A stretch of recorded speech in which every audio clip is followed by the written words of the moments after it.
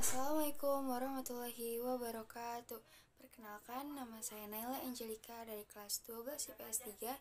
Di sini saya akan menjelaskan materi tentang peristiwa-peristiwa penting di Eropa meliputi abad pertengahan sampai Aufklärung.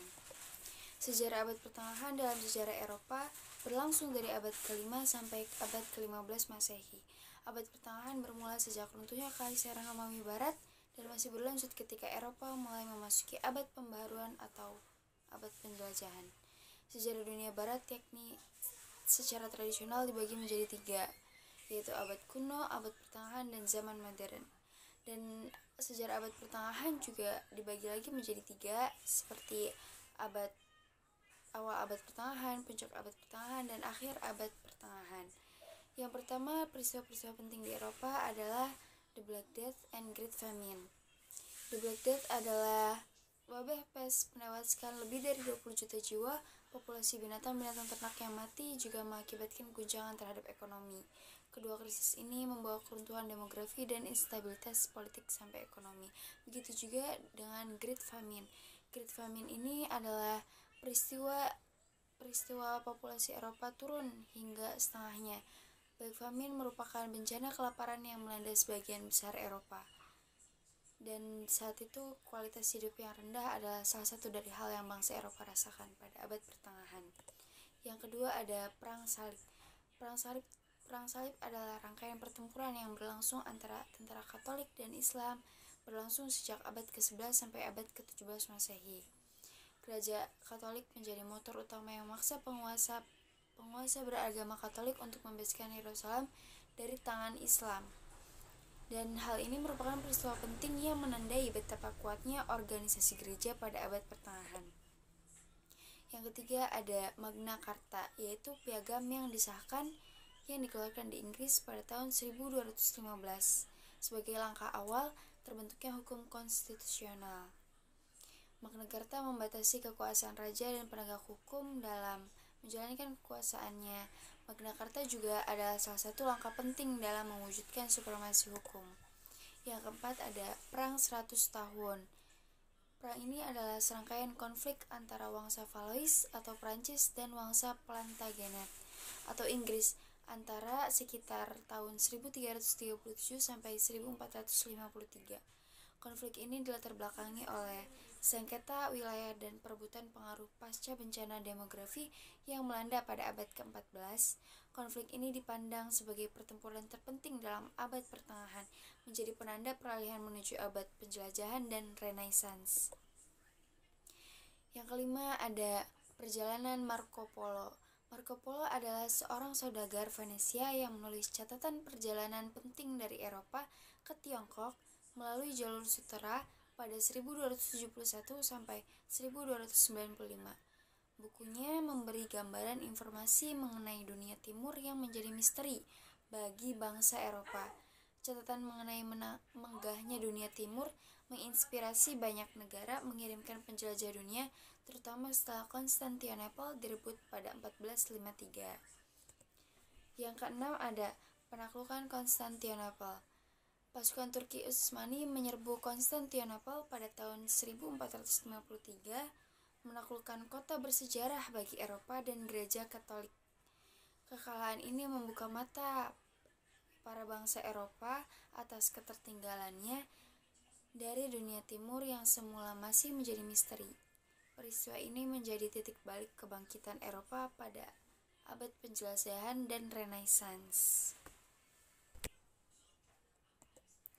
Yang ketujuh ada Renaissance. Renaissance terjadi sebagai respon dari perilaku dominasi gereja terhadap seluruh aspek kehidupan masyarakat. Masyarakat Eropa pada abad pertengahan atau juga dikenal dengan abad ke-8. Selain dilatar belakangi oleh dominasi gereja, Renaissance juga dilatar belakangi oleh ekonomi. Dan salah satu contoh dominasi gereja pada abad pertengahan adalah pemberian hukuman kepada Kopernikus yang menyebutkan matahari sebagai pusat tata surya. Melihat doktrin dan dominasi gereja yang dianggap merugikan masyarakat, akhirnya muncul gerakan yang ingin mempelajari ilmu pengetahuan agar terbebas dari belenggu kekuasaan gereja. Gerakan inilah yang disebut dengan Renaissance. Yang kedelapan ada gerakan merkantilisme. Gerakan merkantilisme adalah gerakan ekonomi di Eropa yang muncul pada abad ke-16 sampai 18 Masehi. Merkantilisme adalah salah satu teori ekonomi yang menyatakan bahwa banyaknya aset negara atau simpanan modal dapat mensejahterakan suatu negara. Paham merkantilisme bertujuan untuk memperluas kekuasaan negara, mempersempit persaingan kekuasaan nasional, dan memperkuat ekonomi negara.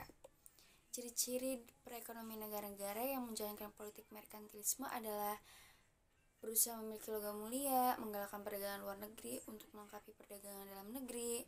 Yang ketiga adalah menggalakkan kegiatan industri yang mengubah bahan baku menjadi bahan jadi kemudian diekspor.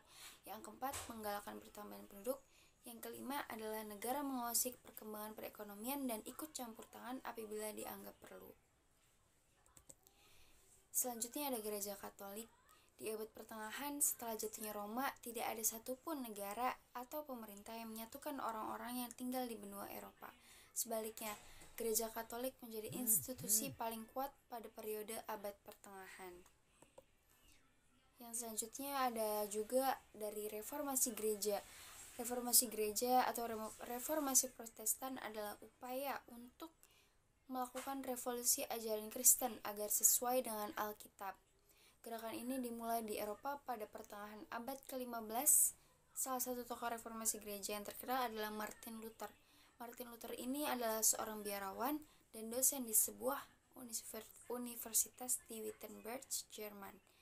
Aksi Martin Luther menyebarkan kertas yang berisi 95 kritik terhadap otoritas gereja Katolik dianggap oleh para sejarawan sebagai titik dimulainya reformasi secara besar-besaran. Martin Luther sebenarnya tidak ingin mendirikan gereja sendiri. Dirinya hanya ingin melakukan reformasi gereja di dalam gereja. Meski begitu, akibat pikirannya yang berbeda dari para pemimpin gereja saat itu, dirinya dianggap membawa ajaran sesat. Anggapan inilah yang mendorong Martin Luther dan pengikutnya untuk mendirikan gereja sendiri. Ajaran baru itulah yang saat ini gereja kristenisasi dibuat menjadi dua, yaitu ada Kristen dan Protestan. Yang ke-10 ada Aufklärung. Peristiwa ini terjadi pada 1695 sampai 1815. Di masa ini manusia optimis dengan kemampuannya untuk menciptakan kemajuan yang dapat memberikan cahaya baru. Dalam hal inilah kemajuan ilmu pengetahuan maju dan berkembang.